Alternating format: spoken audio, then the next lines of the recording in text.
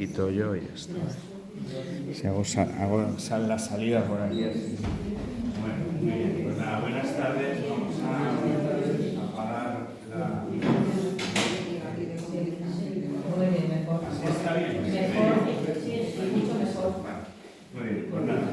Pues buenas tardes y vamos a comenzar la siguiente sesión del curso de arte y bueno, hoy me toca a mí volver a dar la sesión y vamos a hablar de este tema que es de arte medieval en Roma, que bueno, tiene sus dificultades, ¿no? Porque el arte medieval en general está muy presente, pero en la ciudad de Roma hay tantas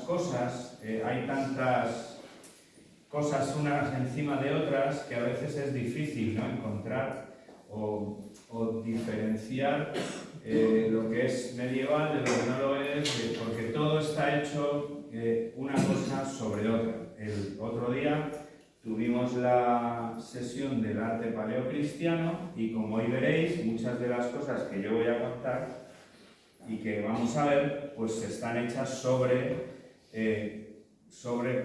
iglesias, basílicas paleocristianas, que a su vez, algunas de ellas estaban hechas sobre basílicas ya romanas, paganas, etc. Bueno, entonces vamos a intentar hacer un poco de todo y, bueno, por supuesto imposible llegar a todo lo que hay, eso es imposible, pero vamos a ver algunas cosas, vamos a disfrutar este rato hasta las 8 más o menos de arte, de nuevo, de arte medieval.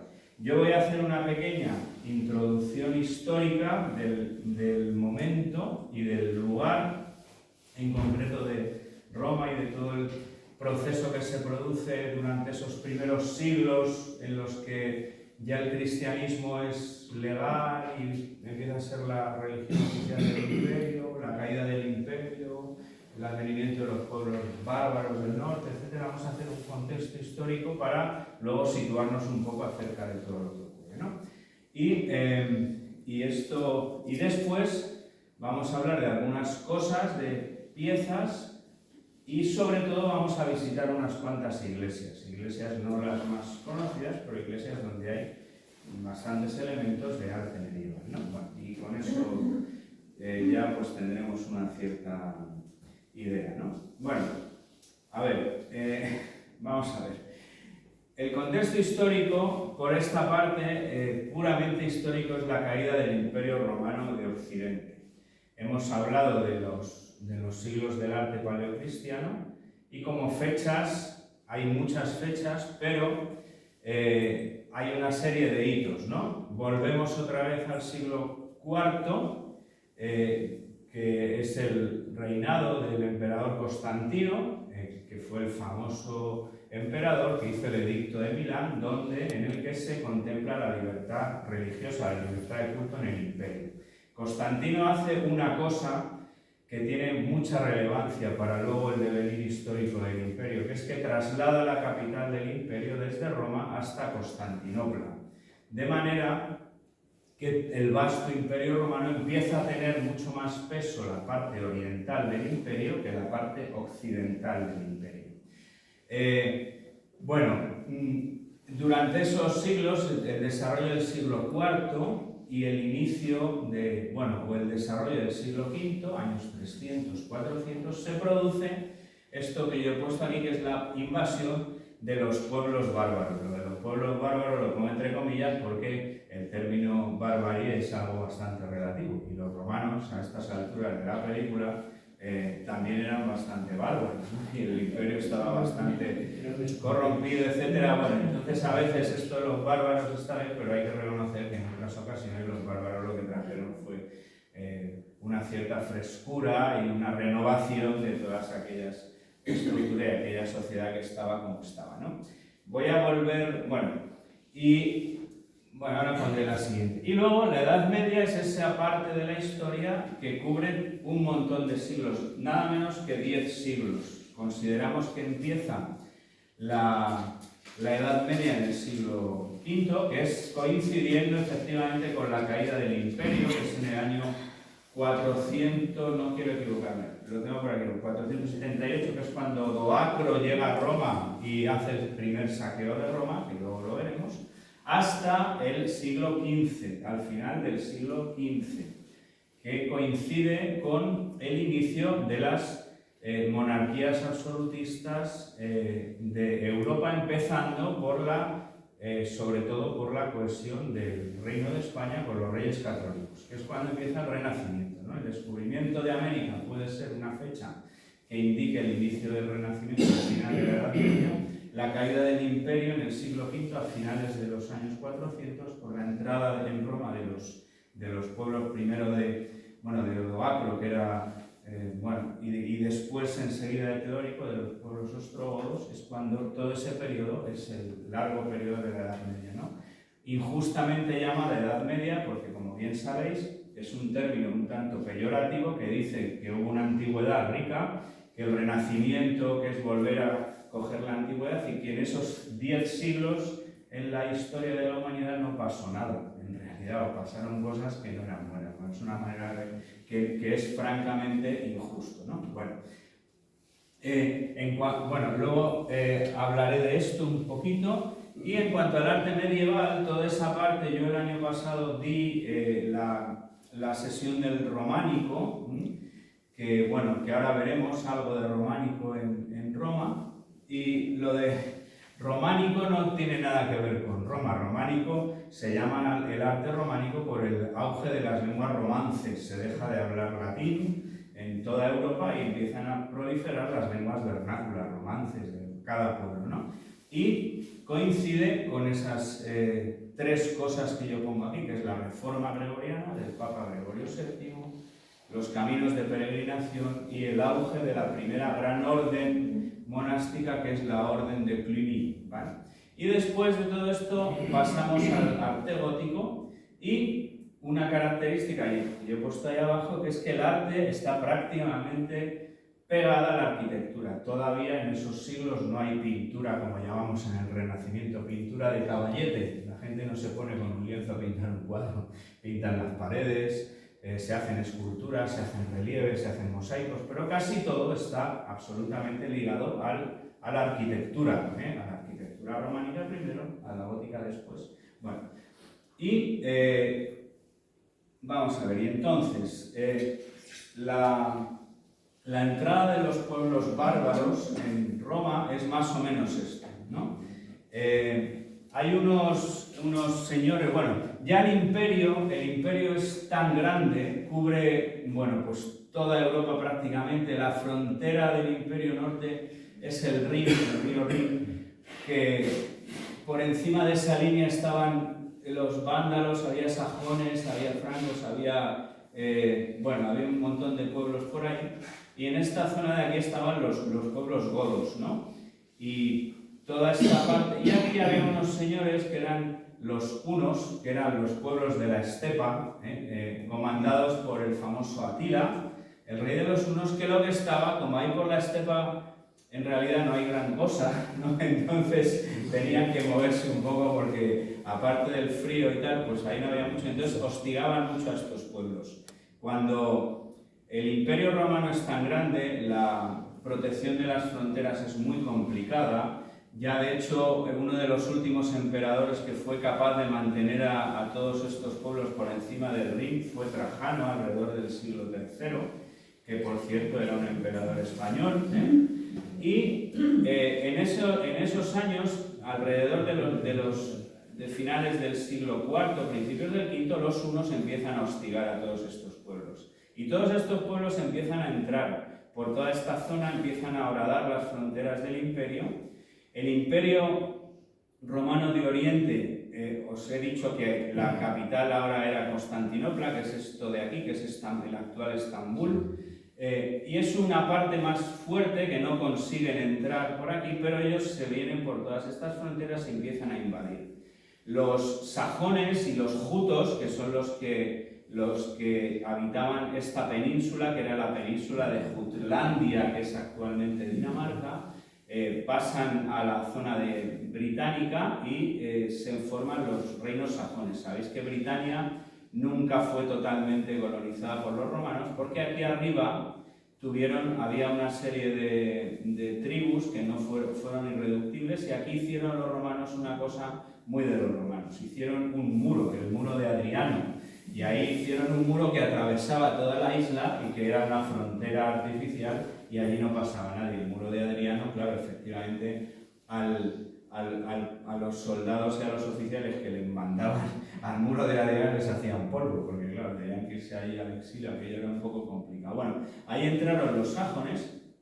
Los pueblos godos, había dos partes del pueblo godo, los ostrogodos. Los ostrogodos entran por esta parte y se asientan en la península itálica, son los que llegan a Roma.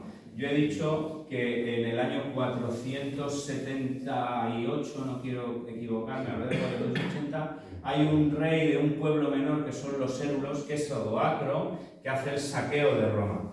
Y que echa, porque ya en Roma además no había nadie, porque en el imperio occidental la capital se había trasladado ya a Rávena, ya no era Roma, era Rávena. Y ahí aparece un jefe, un rey de los ostrogodos, que era Teodorico, y Teodorico mata a Odoacro y se hace con el poder en la península itálica. Todo esto después, estoy haciendo un poco de lío de fechas, todo esto después de que el último emperador de todo el imperio, que fue Teodosio, dividiera el imperio entre sus dos hijos y le dejara a uno de ellos la parte occidental del reino y a otro la parte oriental. Cuando entra esto en el final del siglo V, ahí hay un emperador ya un poco, que es Rómulo Augusto, que es un chaval de 10 años, al que, bueno, destituye, lo mandan por ahí y bueno, y dice la leyenda, hay por ahí alguna película muy bonita, que Rómulo Augusto, con un séquito pequeño, sube por la península itálica, pasa todo Francia, entra en Inglaterra y se le considera el antecesor del rey Arturo y de los caballeros de la tabla redonda, que eso ya forma parte de la leyenda, pero bueno, tiene su gracia, ¿no? Bueno, entonces, los visigodos, por su parte, junto con los vándalos, penetran mucho más para acá, entran en la península ibérica y los visigodos se quedan en España. Y son todos estos que algunos de nosotros en nuestra infancia nos tuvimos que aprender, ¿no? Origino, Emergino, Recaer, Guam, Mitiza, toda esta historia, ¿no? Y todos los reyes godos, que están aquí hasta que en el siglo VIII aparecen los musulmanes, los árabes, y conquistan toda la península, invaden la península ibérica, ¿no? Y los vándalos, como los godos, los visigodos han quedado por ahí, pues decidieron que eran mucha gente y entonces atravesaron por aquí y se implantaron en la zona norte de África, que son los vándalos. Y de todos estos pueblos, los más importantes fueron estos, los francos. Se establecen en toda la zona de Francia y empiezan los francos y los predecesores de los francos, que eran los burgundios, y se establecen en la zona de Francia. Y con el paso de los siglos, este reino se convierte en un reino muy fuerte y pasados 4 siglos, hasta los finales del siglo VIII, 700, aparece un señor que se llama Carlomagno. Carlomagno crea un reino muy grande y establece una cosa que luego se ha mantenido hasta finales del siglo XVI, que es el Imperio Sacro Romano Germánico, ¿vale? Él establece toda esta zona, establece la corte en Aquisgrán, aunque las cortes medievales no eran cortes fijas, eran cortes itinerantes, los reyes nunca estaban en el mismo sitio, iban por ahí, pero de alguna manera establece Carlomagno su cuartel general en Aquisgrán, en el que prácticamente nunca estuvo, pero él tenía allí su sede, y ahora os enseñaré alguna cosa de esta, ¿no? Y así se establece todo esto. Lo he dicho bastante mal todo y bastante deslavazado, pero más o menos esa sería la idea. Y ahora nosotros vamos a empezar a hablar de lo que sería el arte medieval a partir del siglo V, VI en la ciudad de Roma. Yo, antes de eso, voy a poner un cuadro, voy a hacer un pequeño homenaje a un pintor de mi pueblo, ¿vale? que se llamaba Ulpiano Checa. Este es un cuadro bonito que se llama La invasión de los bárbaros. Es un cuadro del siglo XIX, pintado por Ulpiano Checa, que era un pintor de un precioso pueblo muy cerca de aquí que se llama Colmenar de Oreja. ¿Vale? Ulpiano Checa era natural de Colmenar de Oreja, fue un pintor bastante interesante. Y aprovecho y hago un poco de publicidad para que, si os apetece algún día, visitéis el pueblo de Colmenar de Oreja, que está 4 kilómetros pasado Chinchón, y que tiene un museo dedicado a Ulpiano Checa, que es una verdadera bombonera. Os aconsejo que vayáis a verlo porque es una verdadera maravilla, el museo de Ulpiano Checa, Colmenar de Oreja, pueblo declarado de interés turístico regional y que tiene, además del museo de Ulpiano Checa, una plaza castellana preciosa, porticada, bueno, cuadrangular, una iglesia de estilo herreriano que es una verdadera maravilla y que además tiene una ermita del Cristo del Humilladero que merece la pena visitar. Y con esta pequeña cuña publicitaria yo sigo en posición. ¿Vale? Bueno, yo voy a apagar aquí la luz y no veo nada, pero bueno, no importa. Bueno, al final os tengo que decir otra cosa, que no se me olvide, recordarme que tengo que dar un aviso de el viaje, la actividad de fin de curso, que se me ha olvidado decirlo y se me va a acabar olvidando, ¿no? Bueno, entonces, bueno, me he saltado aquí cosas. Bueno, os voy a enseñar otra cosa, como hemos dicho también, estas dos cosas que hay aquí no son tampoco de arte medieval, pero tienen que ver con la introducción histórica que yo he intentado hacer ahora. Esto es un fresco, un cuadro mural que está en uno de los salones del Vaticano, en la sala del Inodoro, se llama así, porque aquí enfrente, en otra pared que hay enfrente, está representado la expulsión del Heliodoro del templo, etc. Bueno, y esto representa un hecho histórico que está aderezado con una aparición. Este señor que está aquí es León I, el Papa León I, que se puede considerar el último Papa de la Antigüedad. Es el límite entre la Antigüedad y los primeros papas medievales. Y este señor que está aquí, que se ve un poco reguleras, es Atila. Atila llegó y quiso entrar para invadir Italia. Atila fue derrotado en la batalla de los cataláunicos, pero tuvo unas conversaciones con el Papa cuando el gobierno político de Roma y de Italia estaba en todo este proceso de todavía queda emperador, no me llega uno, mata a otro, etc. Y la Iglesia de alguna manera tiene un papel bastante relevante como institución estable en también cuestiones territoriales y políticas. El Papa León I consigue que Atila no entre en Roma y se vuelva a la estepa y nunca llegó a conquistar la península itálica. Este cuadro es de Rafael Sanzio de Urbino y bueno, es un cuadro típicamente renacentista.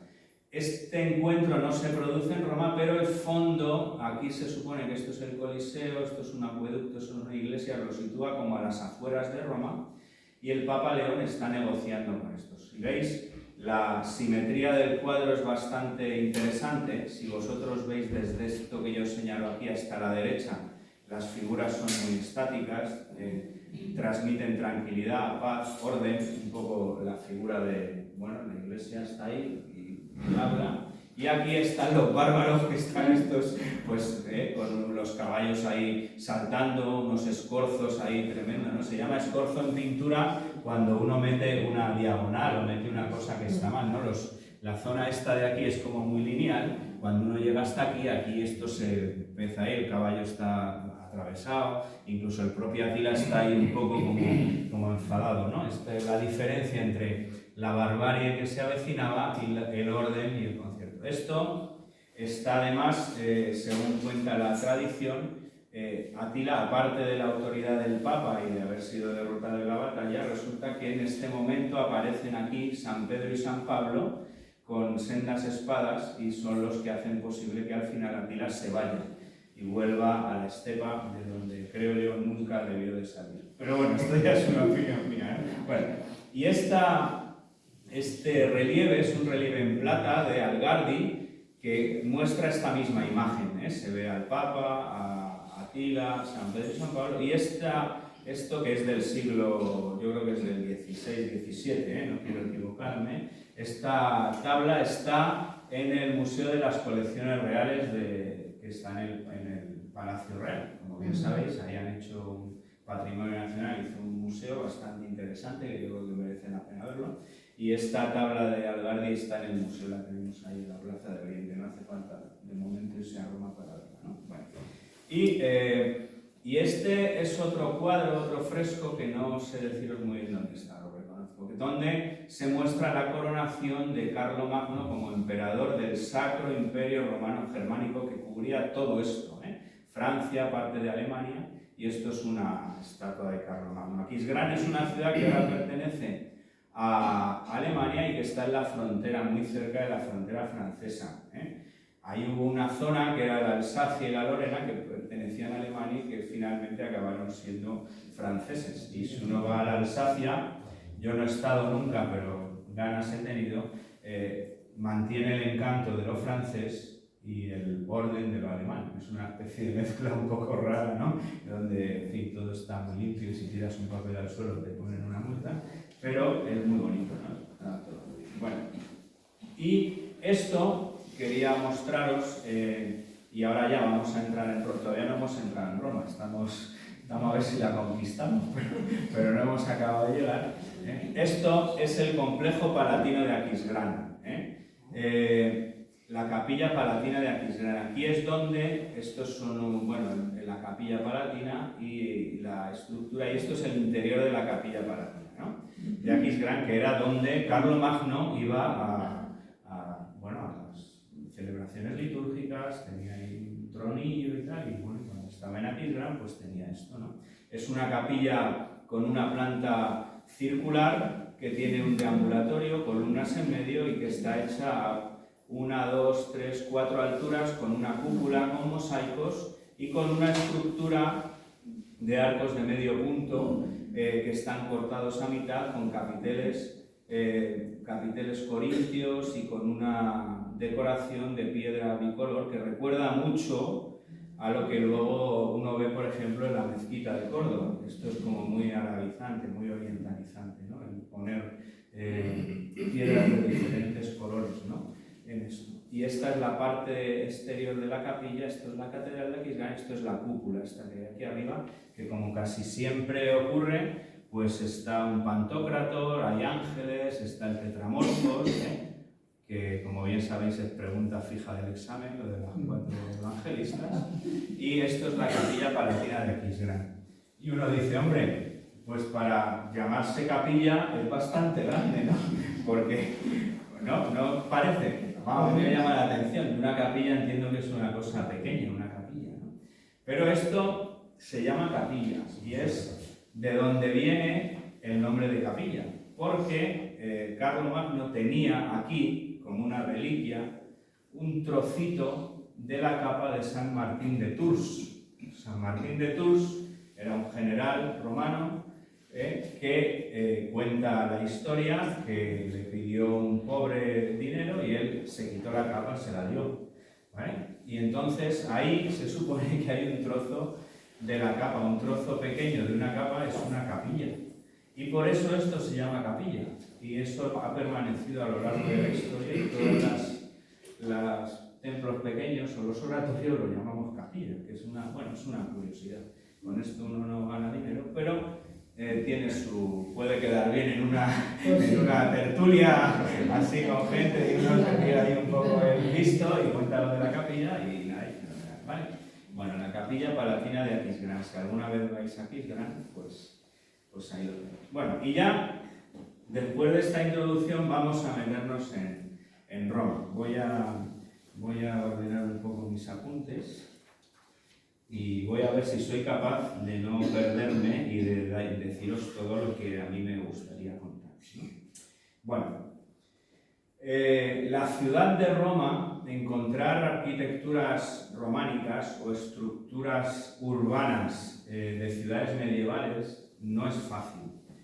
Pero en todos los sitios que yo he consultado alguna cosa se ve. Os voy a enseñar dos cosas. Una de ellas es esto, que es una plaza pequeñita, un pequeño patio donde esto lo llaman el pícolo de los atletas, donde se supone que ahí, bueno, hacían reuniones algunos cuando hacían atletismo y las competiciones y tal, y en esta parte de arriba, toda esta casa, que como veis tiene arcos de medio punto, columnas, no tiene capiteles, que eso es, bueno, una de las cosas que a veces pasa en el románico, tiene estos arquillos que, bueno, se llaman tradicionalmente los arquillos lombardos, porque en Italia la zona donde más románico hay es en la Lombardía, y tienen las iglesias y las catedrales mucho estas decoraciones de arquillos lombardos, y aquí hay una de estas dos placas, que no sé cuál es, está en hebreo. Aquí se supone que había una sinagoga judía en el siglo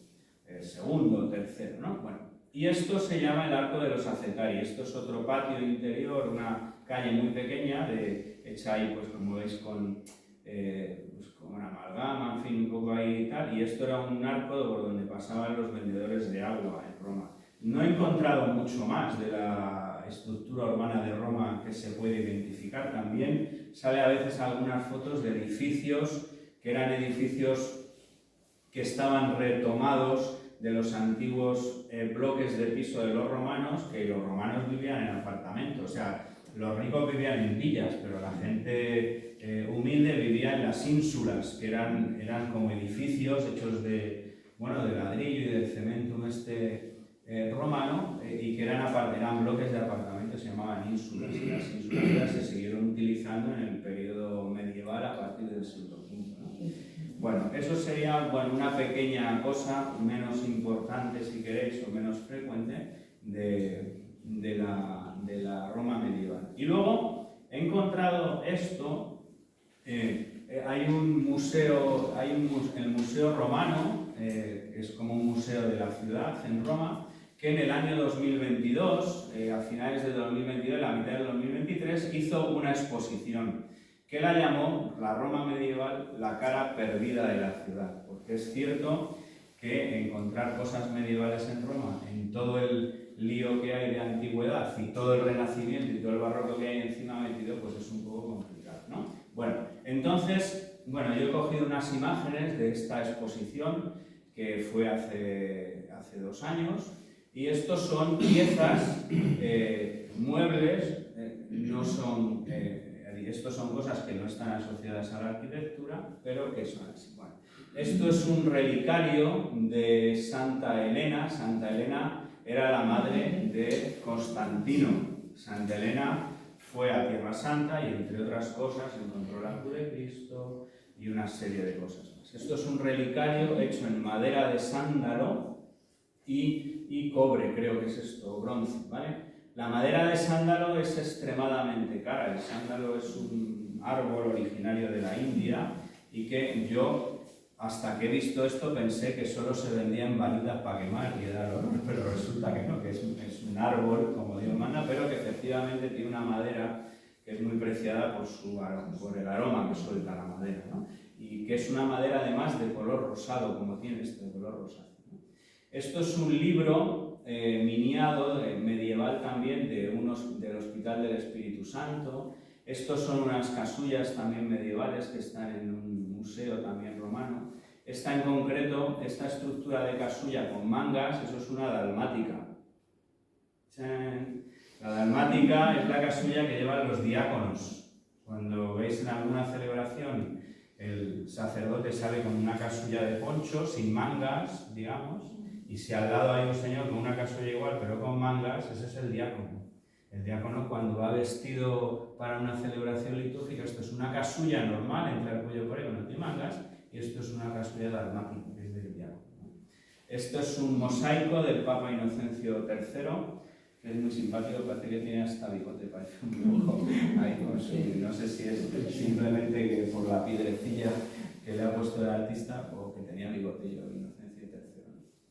Esto es una tabla, un icono de una virgen amamantando al Señor, que es temple sobre tabla, y esto es en teoría se supone que es una cabeza de San Lucas, ¿no? Que había en una pared de una casa romana, en un mosaico, San Lucas, bueno, otro día os hablaré de San Lucas, es que le tengo yo mucho aprecio a San Lucas porque es el patrono de los médicos, ¿no?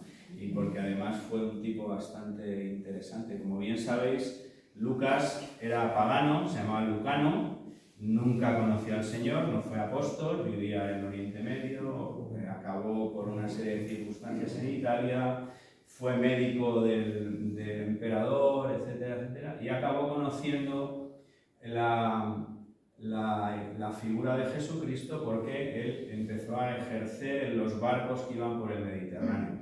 Iba de médico, vivía en Atenas, acabó viviendo en Atenas, era un hombre muy austero, era especialista en lucha grecorromana, era médico, era un tipo de la jet de Roma, pero que nunca quiso mezclarse, ¿no? Y él, oyendo las historias que iban contando las gentes en los barcos, acabó tomando interés por aquel rabí de Israel, de Nazaret, del que contaban cosas excepcionales. Y Lucas fue a Jerusalén, cogió un anillo que le dio el emperador, que era una especie de salvoconducto, se hospedó en la fortaleza Antonia con el gobernador de entonces, que yo no sé si estaba todavía Poncio Pilato, lo habían cambiado, y acabó en Nazaret con la Virgen. Y todo lo que Lucas cuenta, aparte de lo que fue oyendo en diferentes viajes por el Mediterráneo con gente que se fue encontrando, se lo dijo la Virgen. Por eso Lucas es el principal cronista de la infancia de Jesús. El Evangelio de Lucas, que como bien sabéis en el Tetramorfos se representa con un toro, empieza cuando Zacarías entra al templo, hace la ofrenda, se le aparece Gabriel y luego empieza con toda la visitación de María, Santa Isabel, etc. Lucas es un personaje apasionante.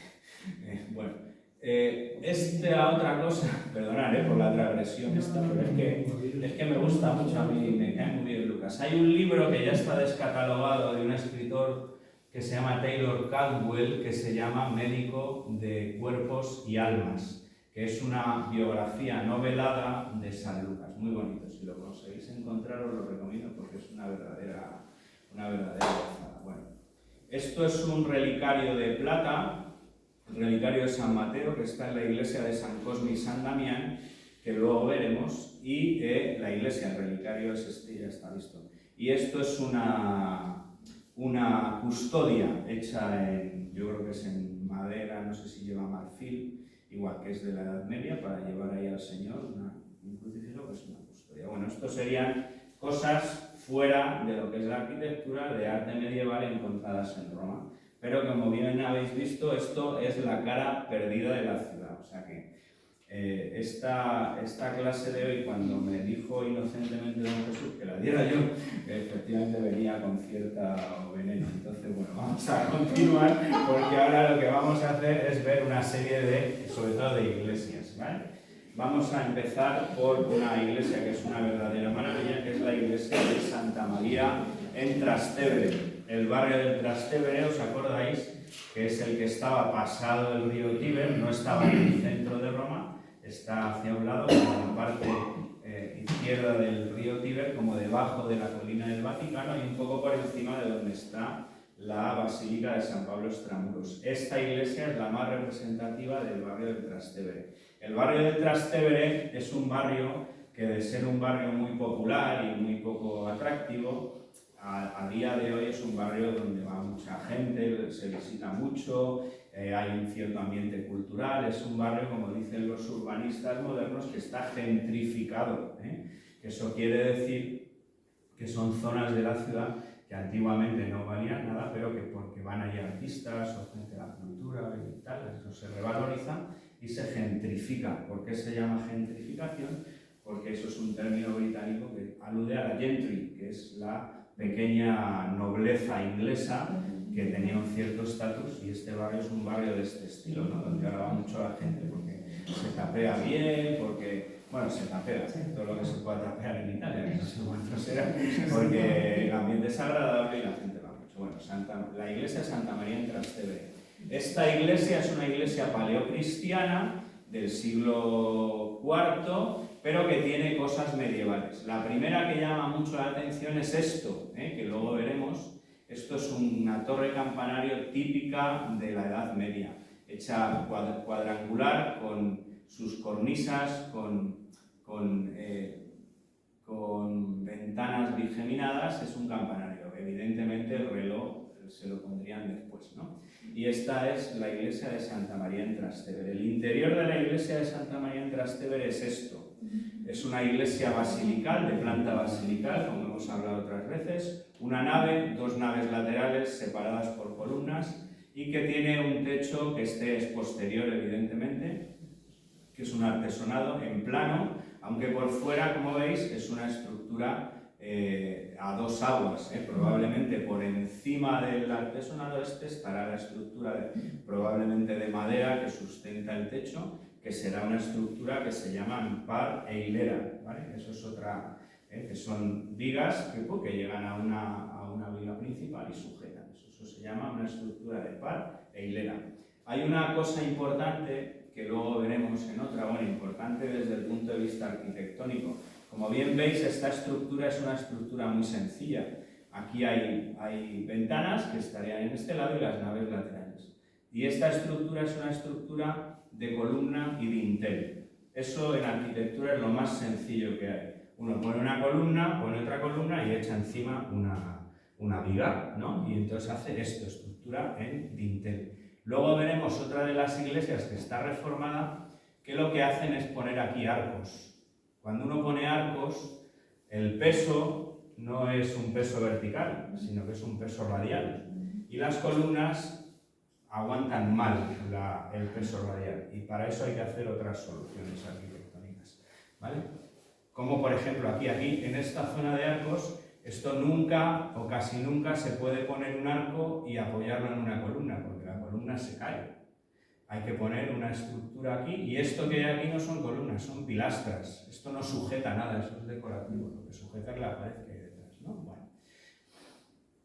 Y luego aquí en la iglesia esta, como en la mayoría de las iglesias que vamos a ver, lo bonito y lo importante es toda la decoración, que como podéis ver, y como veremos en las siguientes, son decoraciones muy orientalizantes, son mosaicos. Esto, si recordáis cuando hablamos del periodo iconoclasta del Imperio de Occidente, la mayoría de lo que vimos, sobre todo en Santa Sofía, eran mosaicos. Bueno, pues toda esta parte también tiene su interés, porque todos estos años en que el Imperio Romano lo que prevalece es el Oriente, no es el Occidente, la mayoría de la decoración tiene tintes orientales, y todos los mosaicos dorados que hay aquí son orientales. Aquí hay este mosaico es muy, iba a decir simpático, para mí tiene un detalle que no sé si lo veis bien. Aquí está Jesucristo, esta es la Virgen, pero si os fijáis, a ver si se ve aquí,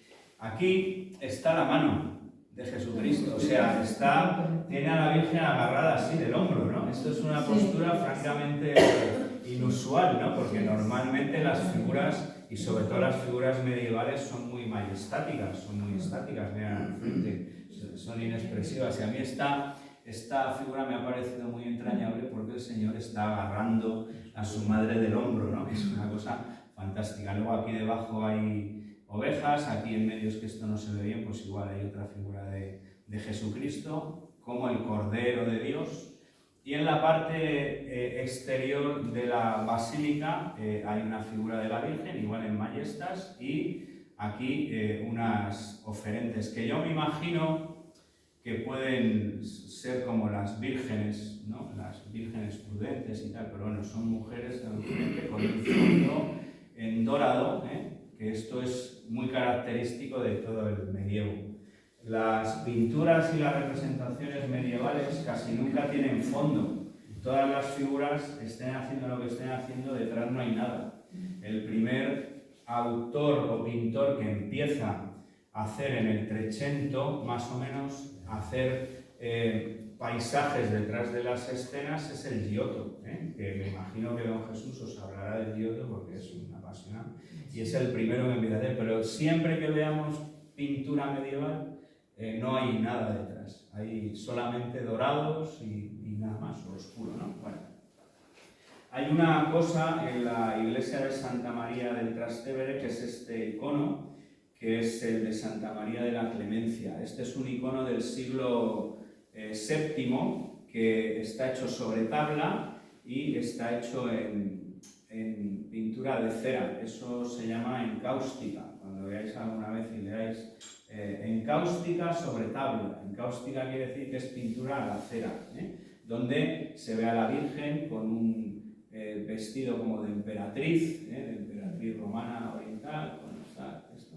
Y hasta el niño aquí, y aquí, bueno, es que se ve muy mal, pero el niño está como suelto y la madre solo le sujeta de una pierna, le tiene puesta la manita ahí en el muslo, en esta otra mano que se ve también como tiene una especie de cetro en forma de cruz, y aquí, que está muy deteriorado, esta es una imagen del Papa Justo VII, puede ser, bueno, de un Papa del siglo... La verdad es que está muy deteriorada, se ve muy mal esta imagen. Este es uno de los iconos más antiguos que se conserva en Roma, de los 5 más antiguos, probablemente junto con el de Santa María la Mayor. Y iba a decir otra cosa, pues se me acaba de... y luego es un icono excepcionalmente grande, es de tamaño natural. Tiene unas dimensiones de 1,65 m de alto por 1,16 m de ancho. O sea, es una pintura bastante grande que se sale un poco del concepto de icono pequeño que solemos tener o de la mayoría de los iconos que hay, ¿no? Bueno, seguimos.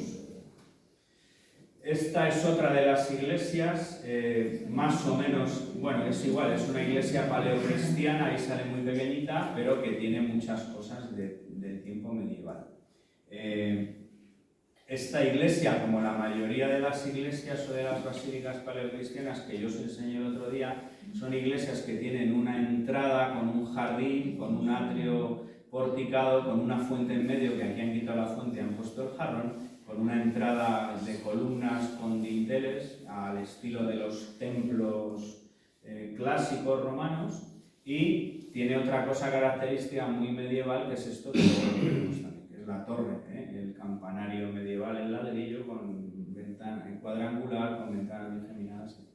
Aquí en la entrada pone, no se ve, y luego en la otra. Vale. Y luego dentro tiene este es un templete gótico, que esto es del siglo XIII, no me acuerdo ahora mismo del autor. Aquí debajo está esto, que es la tumba de Santa Cecilia, que yo os enseñé en la sesión anterior esta escultura, que es de Stefano Maderno, no moderno, sino maderno.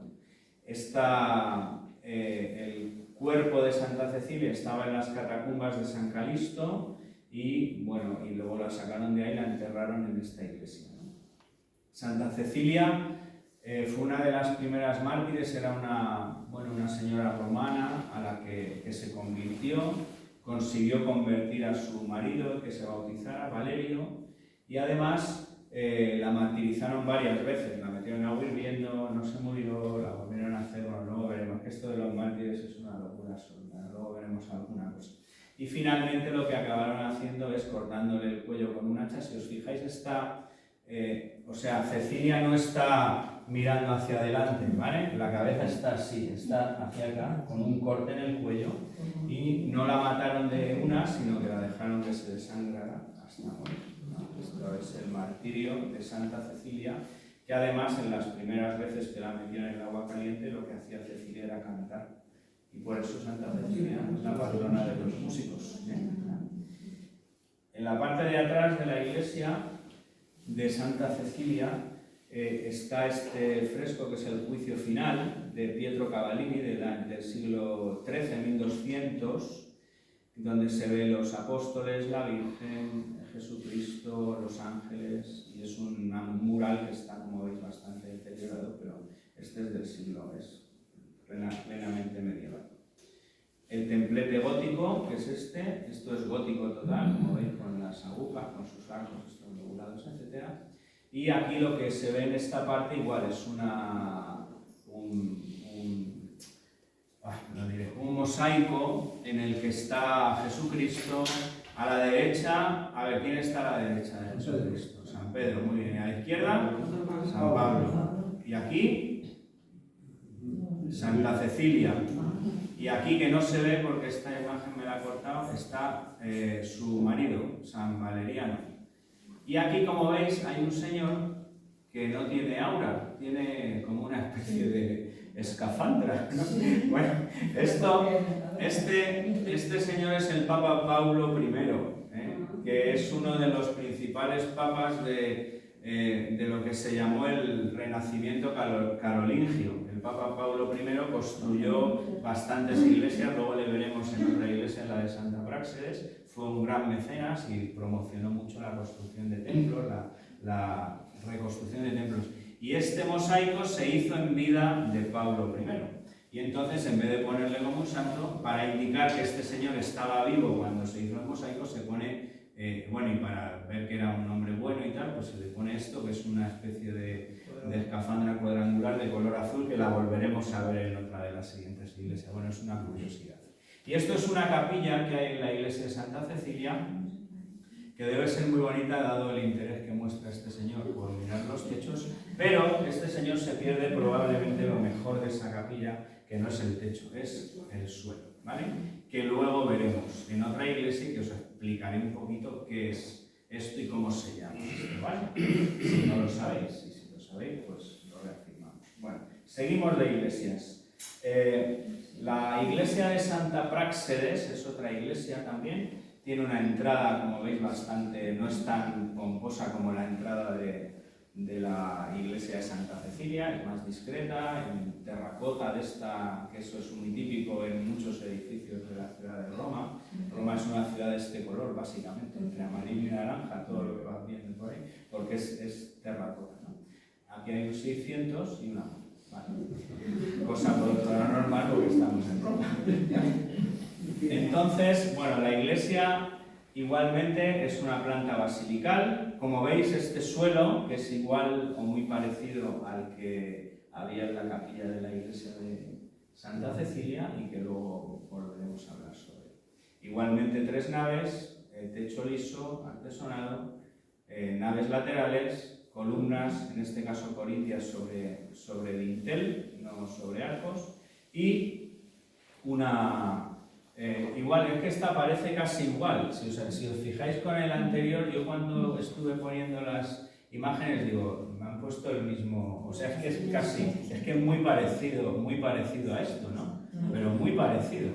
Pero no es lo mismo. Aquí sale, este es, venga, Pedro, Pablo, Práxedes, Prudenciana, ¿vale? Y este es el Papa Pablo I, otra vez, que no se quitó la escafandra ese día y se fue a que le hicieran otro mosaico. Y está presentándole al Señor el proyecto del templo, ¿eh? Esto es una cosa también muy habitual en los mosaicos estos orientales. Entonces, los que promueven la construcción del templo se ponen en él con el templo, y aquí hay otro santo que ahora mismo no me digáis quién, no sé, con las actas de constitución del templo. Eso se ve mucho en muchas iglesias de esta época, ¿no?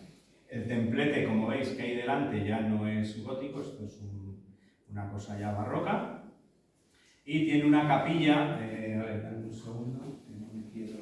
Sí, y esto que se me ha colado ahí es la cúpula de una capilla posterior de la iglesia de Santa Práxedes, que es la capilla de San Zenón. Tiene una curiosidad también esta iglesia, que es esto, que se supone que es la columna de la flagelación del Señor, ¿eh? Ahí es donde flagelaron a Jesucristo, y se mantiene en una urna en uno de los laterales de la iglesia de Santa Práxedes. Bueno, como todas estas cosas tan antiguas, la certeza no se tiene, pero se la venera, ¿no? La capilla de San Zenón es esta. No, esto no. Esta es la parte de atrás.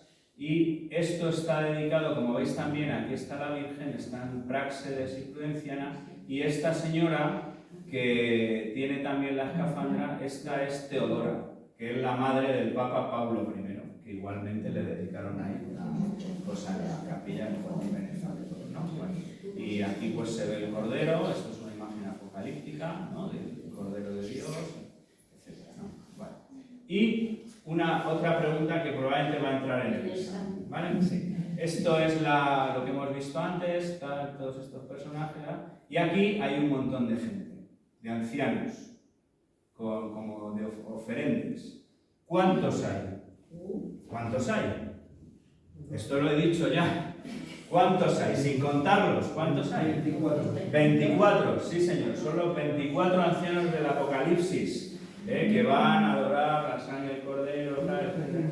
Y que se acerca a uno y le dice, ¿quiénes son estos que vienen con túnicas blancas? Son los que salieron de la gran tribulación, han lavado sus túnicas en la sangre del Cordero. Son los 24 ancianos del Apocalipsis, que se repiten en la arquitectura y en todos prácticamente pórticos del románico que en el mundo hay. Si uno va a Santiago de Compostela y mira el pórtico de la Gloria, ve que está allí el Señor en medio y hay una serie de individuos así puestos con instrumentos medievales. No los contéis, hay 24. Siempre son 24, ¿vale? Y eso se repite mucho en la iconografía medieval, salen mucho los 24 ancianos. Y aquí arriba pues están los ángeles y el tetramorfos, el buey, el hombre, el águila, el león, ¿vale? Y aquí igual una imagen del Cordero de Dios. Y yo creo que ya estamos. Vamos a pasar, bueno, vamos a ir terminando, terminaré, me voy a pasar un poco las 8, pero muy poco, ¿vale? Y vamos a ir a otra iglesia que a mí me produce iba a decir un cierto repelús, una cierta inquietud, que es esta, que es Santo Stefano in Rotondo. Esta es una de las pocas iglesias que tiene estructura circular, no es basilical, es circular. Os recuerda, vimos el otro día, la iglesia de Santa Constanza, el mausoleo de Santa Constanza, que tenía una estructura igual. Esta iglesia es muy antigua, está reformada, tiene 12 columnas, la cúpula mide 12 por 12, tiene una serie de cosas, la entrada, como veis, es muy discreta. Aquí sí que hay arcos pequeñitos y columnas en ladrillo, y esta estuvo en ruina mucho tiempo y se acabó rehabilitando, y ahora es la sede, la iglesia de los católicos húngaros, la sede no oficial de los católicos húngaros, aunque Santo Estéfano está dedicada a San Esteban protomártir. Como bien sabéis, San Esteban era un diácono de Jerusalén que celebramos su fiesta el día 26 de diciembre, justo después de Navidad, al que apedrearon y mataron los judíos porque le daba mucho a la gente y vio el cielo abierto, etc. Y ahí estaba Pablo, ante el cual ponían las túnicas los judíos, y él aprobaba la muerte de San Esteban, ¿no? Bueno, San Esteban. Y luego también esta advocación se aprovecha porque el principal santo de Hungría es San Esteban I de Hungría, rey de Hungría, ¿vale? Y aquí hay un pequeño altar que está dedicado a San Esteban de Hungría y a los húngaros. Bueno, pero lo que es realmente inquietante de esta capilla es esto. Esta capilla, el ambulatorio de la capilla, ¿ves? Que es un suelo de ladrillo, unas columnas que están reaprovechadas de diferentes cosas romanas, con un orden corintio, jónico puesto ahí. Tiene una serie de frescos alrededor, no me acuerdo ahora cuántos son, en los que son escenas de martirios, ¿vale? O sea, es una especie de, que Dios me perdone, pero una especie de sala de los horrores, donde uno puede ir viendo, y están descritos qué tipo de martirios son, todos los martirios de los primeros siglos de la Iglesia Católica. Aquí hay uno que se ve que está tumbado y hay un señor con un machete que está macheteando al cristiano y lo va a matar. Aquí hay otros que están degollados. Esto no se ve muy bien, pero está como en una medio tumba, está cayendo sangre, y aquí se ve una crucifixión, hay toda una galería, no he querido sacar más porque a mí me produce una cierta angustia, ¿vale? Y esto es una de las características de Santo Stefano in Rotondo, que no sé si ayuda a visitarla o sencillamente uno puede ver otras cosas y no, pero realmente es un poquito inquietante, ¿no? Bueno, vamos a seguir, nos quedan dos cositas más por ver, y una de ellas es esta, es Santa María in Cosmedin. Esta es otra iglesia también paleocristiana que tiene este campanario, que es el campanario medieval más alto que existe en Roma. Igualmente es un campanario cuadrangular con cornisas, con ventanas, en este caso trigeminadas, con 3 huecos. Y esta es la nave principal, que ahora, no voy a entretenerme mucho en esto, y que, como veis, tiene esto, ¿vale? El suelo. Y esta iglesia se visita mucho por esta chorrada, con perdón, que es la boca de la verdad, la boca de la veridad, ¿vale? Que es una cosa que no tiene nada que ver con la iglesia, no se sabe si era una fuente, una tapa de alcantarilla de los primeros siglos y tal, y que se supone que si tú dices una mentira y metes la mano, te quedas sin mano, ¿no? Y cuenta la tradición o la leyenda que una señora romana que le fue infiel a su marido, pues el marido la pilló y le dijo, pues ahora tienes que ir y meter la mano para ver si dices la verdad. Entonces esta señora quedó con su amante en la entrada de la iglesia y ella, cuando iba a entrar ahí a meter la mano, se desvaneció. Y entonces el señor que estaba allí, que estaba con pincha, la cogió del suelo, la levantó, tal, no sé qué demás, y entonces ella metió la mano y dijo, juro que solo me han tenido en sus brazos mi marido, bueno, y este señor que me acaba de coger del suelo, ¿no? Y entonces, pues nada, sacó la mano perfectamente y no le pasó nada. Y esta es la historieta que se cuenta de la boca de la verdad, ¿no? Hay una escena de una película que es Vacaciones en Roma, no sé si la habéis visto, donde Gregorio mete la mano y sale y os dijeron que se asusta porque se cree que le ha quitado la mano y tal, y sale. Bueno, exactamente.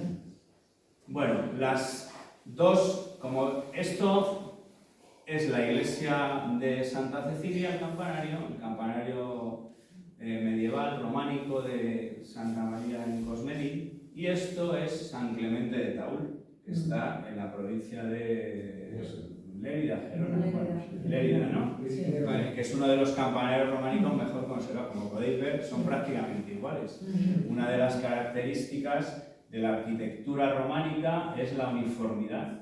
Después de la Reforma Gregoriana, todos los templos románicos se construyen más o menos igual. Entonces es curioso que a tantos kilómetros de distancia los artesanos y los arquitectos hicieran lo mismo. A mí me mola más esta, sobre todo porque, bueno, básicamente porque el material está mejor. Estas son de ladrillico y esta es de piedra, como Dios manda. O sea, está muy bien. Y es muy bonita esta, que ya la vimos en la anterior sesión, ¿vale?